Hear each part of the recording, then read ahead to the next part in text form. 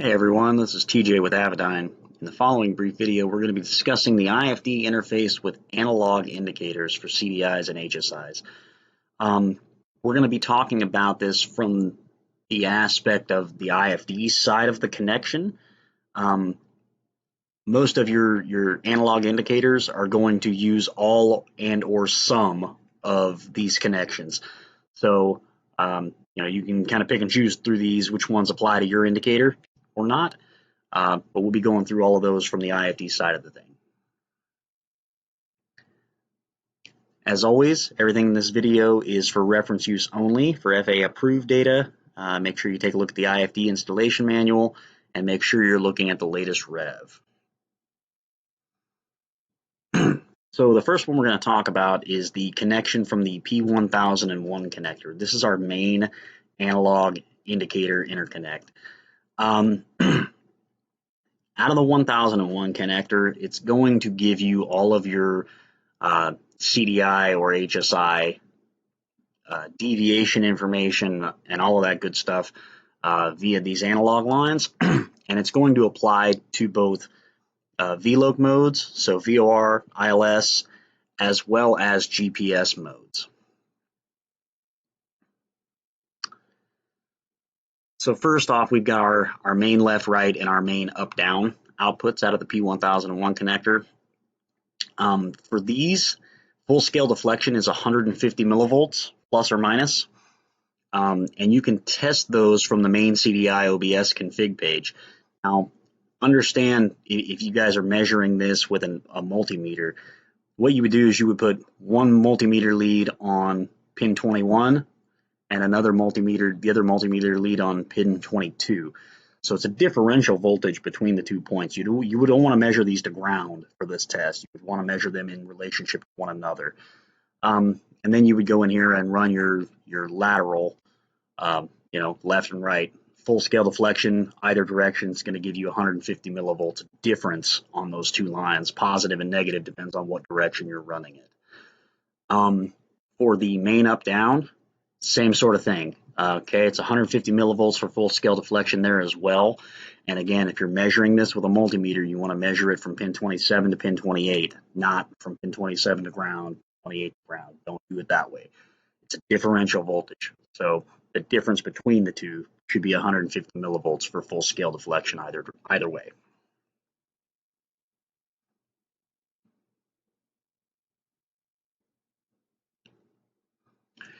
Next, we've got our low level flags. So these are typically going to be shown as your flag plus and minus lines. The way that this works is the IFD is going to put out 120 millivolts for the flag to leave the stops, 260 millivolts for the flag to be fully concealed. Okay, and you can test those outputs from right here on the main CDI OBS config page under the nav flag. This is our low level flag outputs. Again, if you guys are measuring these, don't measure these with respect to ground. You measure them with respect to one another. So it's differential voltage. So if you wanted to look at your lateral flag, you would measure from 23 to 24 on the P1001 connector, or on the indicator side. That's usually the easier side to get to measure these. And then you can drive the flag output from right here in maintenance mode on the IFD.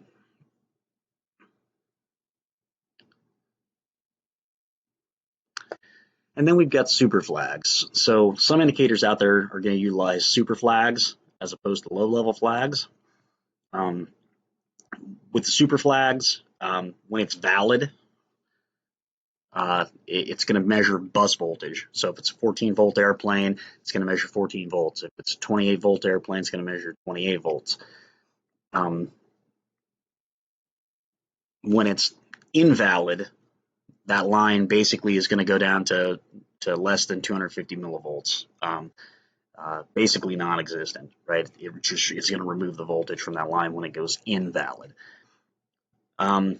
If you have an indicator, and there are some of them out there that are capable of taking either super flags or low-level flags, they kind of leave it up to the installer to decide which one they want to use. You can use either, and that's fine, but don't use both on an indicator that can take either or.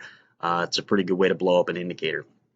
So if you've got an indicator that can take either low-level flags or super flags, make sure you pick one and go with that. Okay. If super flags are going to be used, it's also worth noting that you're going to want to add a nav flag circuit breaker and provide some additional power to the P1006 connector.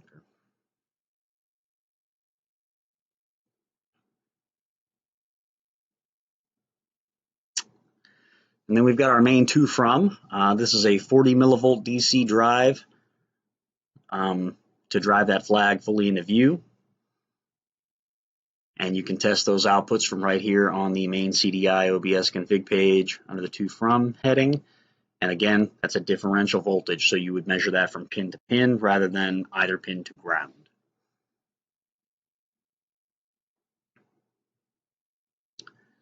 And then we've got our main OBS rotor and stator line. So what the OBS rotor and stator lines are going to do is they're going to give us the analog selected course information coming from the indicator. So what you should be able to do in maintenance mode right here from the main CDI OBS config page is, if everything's wired correctly, you should be able to go over to your analog indicator and turn the course knob, and you should see the value here changing. If the value here is not correct, and if this is a new installation, I would not expect it to be, it does need to be calibrated. So what you would do to calibrate it is you would dial your indicator to 150 to the 150 mark on the indicator itself, and then on the IFD you would go down here and you would hit enter, and that should calibrate it for you to the 150.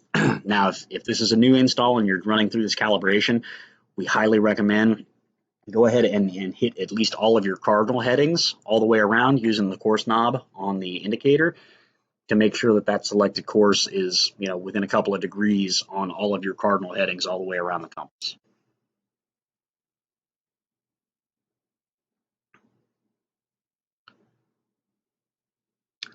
And then we've got our discrete outputs. So the IFD enunciate outputs are going to drive an active low output, meaning when that goes active, the IFD is going to put a logic low on those lines, or a ground. Okay. Some indicators will take the enunciations because they've got the enunciators built into the indicator themselves, and you should be able to test those from this main discrete IO page in maintenance mode on the IFD. So if I wanted to test the GPS enunciate, for instance, I would go in here and I would toggle this GPS discrete on, and I should see the light come on. For VLOC, I would use this one over here. For ILS GPS approach, I'm going to use this one over here. Pretty simple, pretty straightforward. Real easy thing to test out in maintenance mode. Make sure your enunciators are working correctly.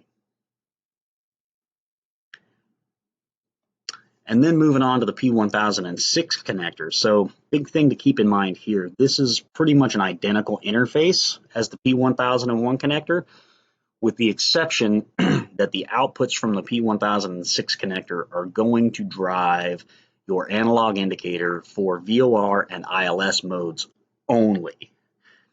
The P1006 connector is not going to drive your indicator in GPS mode. So if they want to drive the indicator in all modes, if it's a single CDI kind of setup, connect all of those to the P1001 connector. Where this can come in handy is if they want to have a backup nav indicator, you can wire these up to the P1006 connector, which at least gives you some nav functionality, some redundancy there if your primary indicator goes out.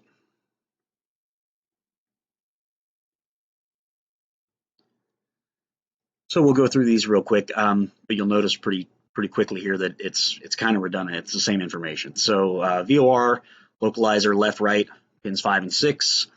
It's going to be 150 millivolts for full scale deflection. There's a separate configuration mode page in maintenance mode on the IFD for this indicator. It's the VOR localizer glide slope CDI config page. And just like the other one, we can drive the lateral and vertical deviation from here. Should be 150 millivolts full scale deflection. Same sort of thing. You can measure that at the indicator end of this or at the IFD side, pins 5 and 6. And then for the glide slope, same sort of thing. pins 32 and 31 for your glide slope up and down. 150 millivolts full scale deflection there as well.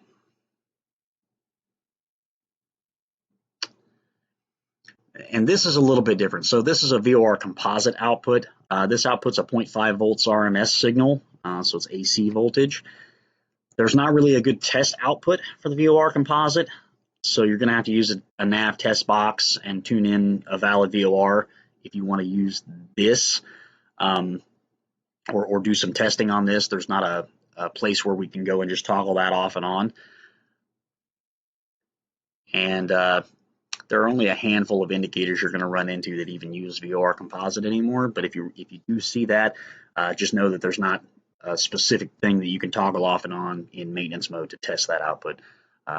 We actually have to pump a valid nav to the radio and make sure everything goes valid.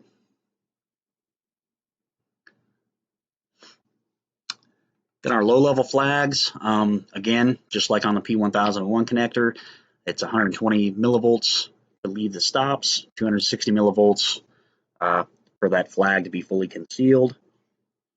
And you can test those from right there on the Vor Localizer glide slope CDI config page.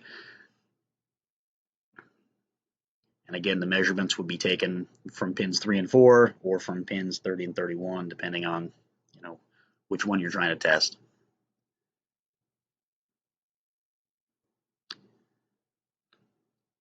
And again, we've got a to from here. The Vor Localizer to from is going to use pins 1 and 2 on the P1006 connector. And those outputs can be tested from right here in maintenance mode on the Vor Localizer glide slope CDI config page. And again, it's 40 millivolts DC to drive the flag fully into view.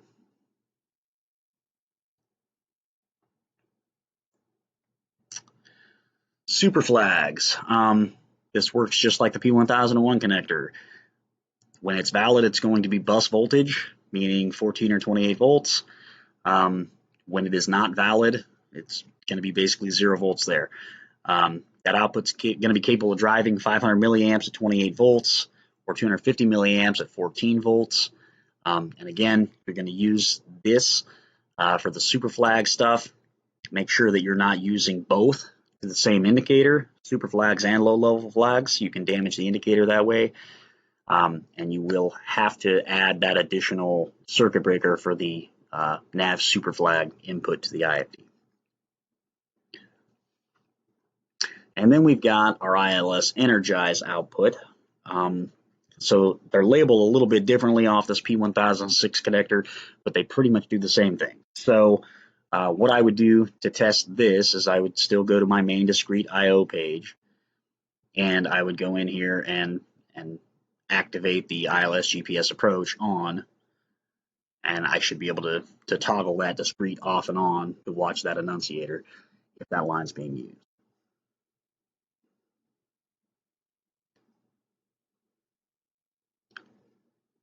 And lastly, we've got our VOR OBS rotor and stator stuff. You notice in this one, we call it VOR OBS rotor and stator because the P1006 connector will only drive the indicator in a VOR or an ILS mode. So ILS doesn't use selected course, so VOR is it. OBS modes on the IFD itself are always going to be GPS-based modes. So if we want to use the selected course to drive anything on the IFD in an OBS mode on the IFD itself, you're going to have to wire that up to the 1001 connector, and that's going to have to be your main connection. This one will work for the VOR selected course information on your backup or secondary nav indicator. And just like off the P1001 connector, it works the exact same way. So you should be able to turn the selected course knob on your indicator, see what the selected course is right here in this box. You're going to need to calibrate that at 150, same as off the 1001. You can calibrate it right here on this page, and you should be all set. We're going to put together a separate video for some indicators that are a little bit oddball. So specifically the Bendix King PI 208s and 209s, they work a little bit differently, but this should cover This video right here should cover the vast majority of your analog indicator interfaces. As always, if you have any questions, shoot an email over to techsupport@avidyne.com and we'll answer as quick as we can. All right, thanks for watching.